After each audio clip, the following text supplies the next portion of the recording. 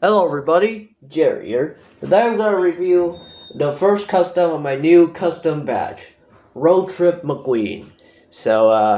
Basically, the story behind this guy is basically pretty simple.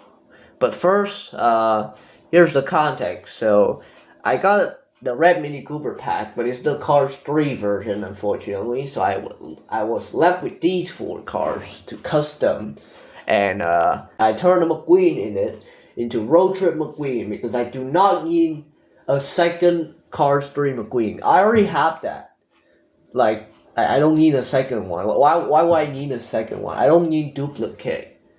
I mean, I do, but for custom only. I don't need them for display. Like, why would I need 2 of the same car? Yeah.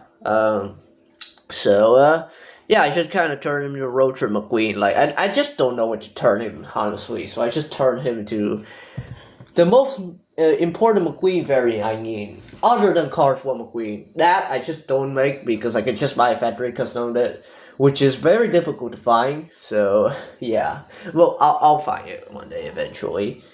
The thing about this one, though, is Road Trip McQueen have a factory custom. Yeah, I know, it's crazy. We have a Cars on the Road knockoff, but the thing about him is that I cannot find him anywhere. I can't. I don't know what happened. And when I do, you know how much he costs?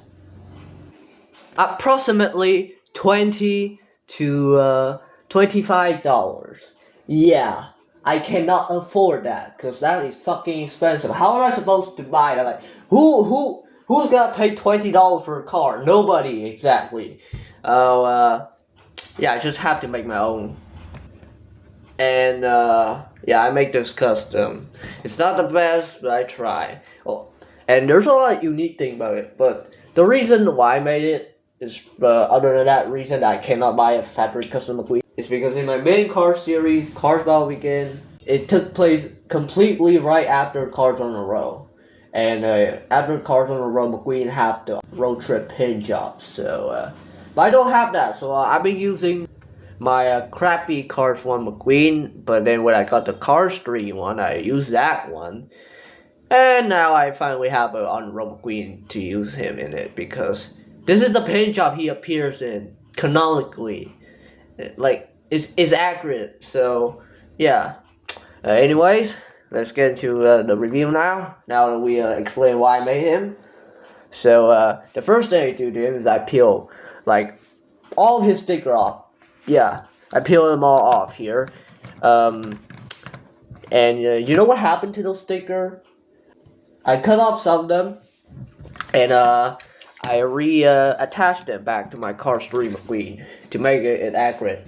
So my Cars 3 McQueen, it have like okay decals, but like it's pretty wacky and not accurate. And this one have pretty accurate decals, so I just cut off the decals of that one, put it here to make the ultimate McQueen. Now, the McQueen is still not perfect, obviously, because it's a knockoff, but what do you expect? This is the best I can do.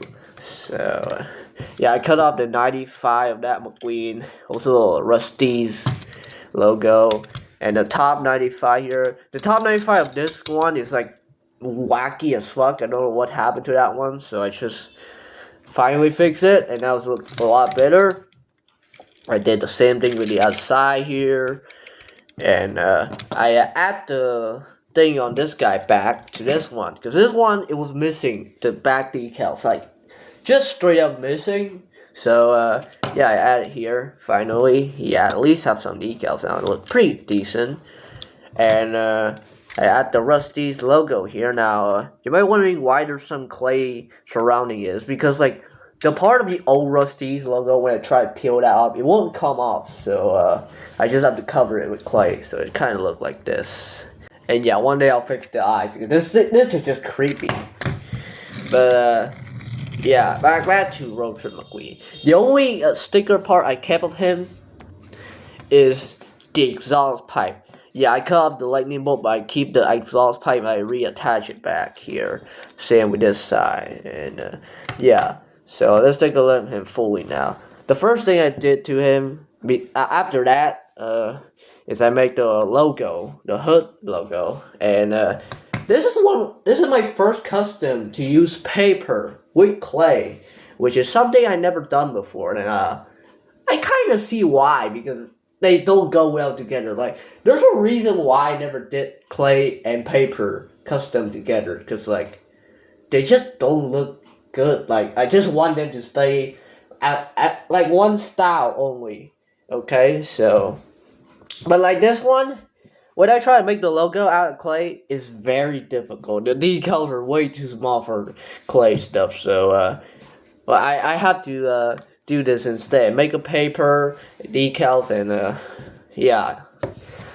So I have to make a paper decal, and I put it here with some clay, because like when I try to cut it off, there's some like surrounding parts. So unfortunately, I have to cover it up. And also, those parts just look off and not good. So there's that too. Now, if you're wondering why I just don't print the decals off and just put it here, that's because I don't have a printer, and I don't want to go out a printer shop just to have some decals. I wouldn't do that personally. I only do that when I need like document for my school stuff. So yeah.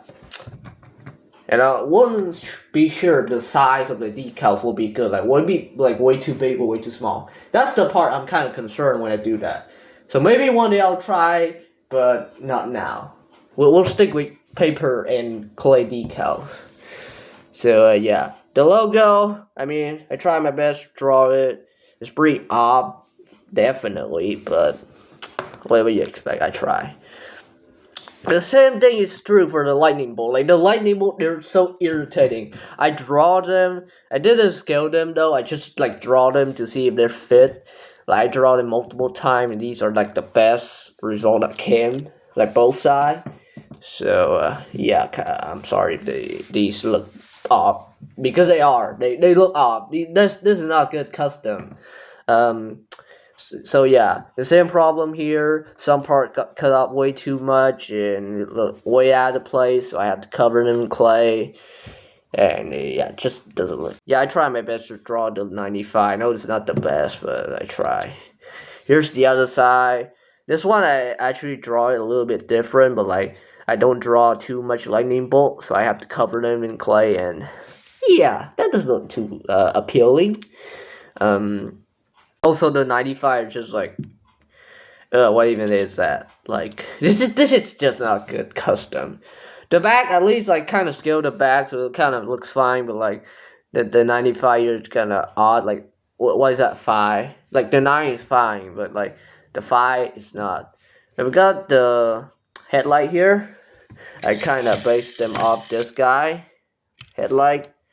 So yeah, if you're wondering why he have like clay bumpers, because this guy, he just straight up don't have bumper. Like, his back was just completely flat, so I just had to make him a bumper. And yeah, I think I made it a little bit too flat, so I'll probably try to fix that. So yeah. And one last thing I do to him is that originally he had these like goofy out wheels. I don't like them, so I decided to change them a little. At first, I just add red to them, but then I add the yellow rims around them. Something that like the main McQueen diecast like missing. Like, some his diecast have it, but like the main one just straight up does it. So, and I add it here, and it looks fine. You know, I try my best to make circle. It turned out okay. Fun fact, I actually tried to make this here on this McQueen.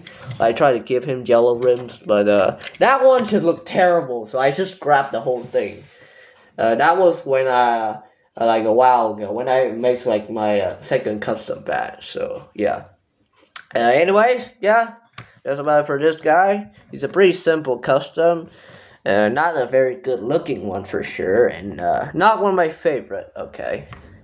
But, you know, I try my best with what I had, and I think it looks not great, again, but for you guys, it may look decent. Well, so I appreciate that. Anyway, yeah, that's about it for this guy review. Thanks for watching. Let me know in the comment what you think of him. I'll see you in the next video where I'll review the brand new Fillmore custom. That one will be interesting. So yeah, have a nice day. Bye.